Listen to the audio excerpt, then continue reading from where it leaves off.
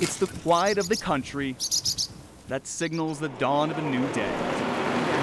Heavy rain, if not flooding rain at times. But it's the whistling of white noise. Farmers and other equipment makers and the like too rushing their orders to China and elsewhere around the world ahead of tariffs. My heart, because we've been ripped off by the world. Beneath the golden glow that can put a hurt on America's heartland like none other. I really believe you're born a farmer. It's in you. It's not something that you learn. It's not something that you acquire.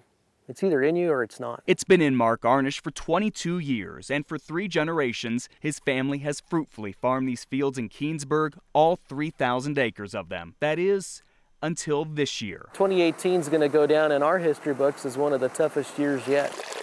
Arnish Farms and the other 36,179 farms across Colorado don't have enough of the one natural resource they need most: water. Water is the lifeblood. And when a farmer runs out of water on a corn farm in July, there's no opportunity for success.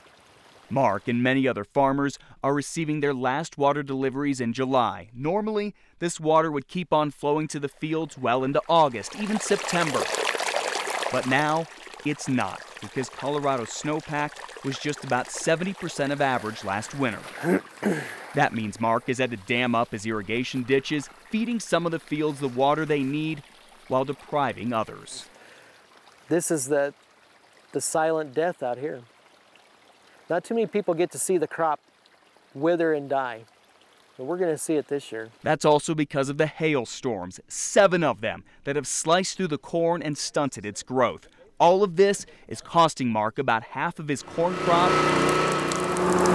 and more. Mother Nature has decimated Mark's wheat and barley fields, destroying 80 to 90% of the crops, costing Mark hundreds of thousands of dollars, some of which is not covered by crop insurance. That's why Mark's spraying herbicide on just a few fields, while letting green weeds wield their way into what should be the golden grain of others. When you look out here and you see a lot of weeds and you see a lot of brown, how much does that hurt you? Oh, it takes an emotional toll on a farmer, right? We always have a vision in our head of what a perfect crop looks like, and that's the standard which we want to grow to. More than 100 miles away, southwest of Siebert, the drought isn't so dire.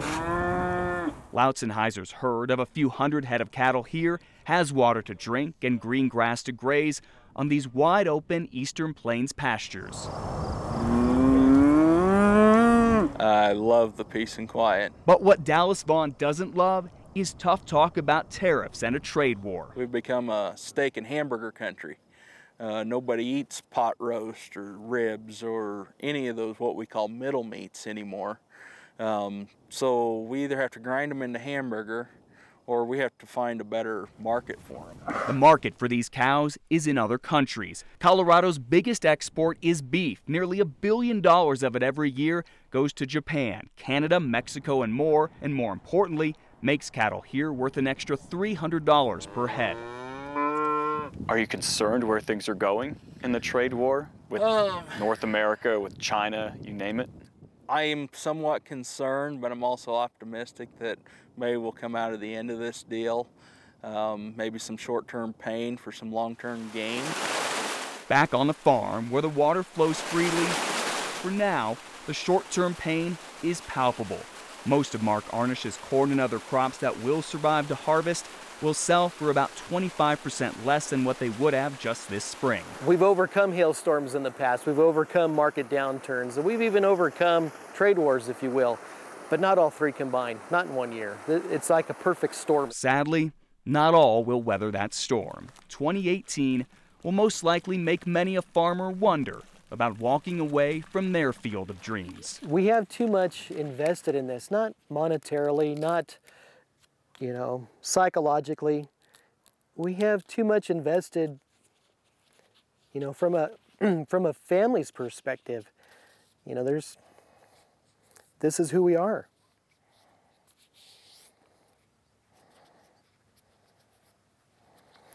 And we can't let that evaporate.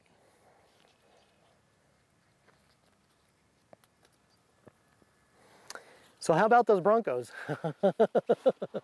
So for the sake of his farm, his family, and his future, Mark hopes Mother Nature and the market stop making noise and slow the silent death so he can see the golden glow and the dawn of another day.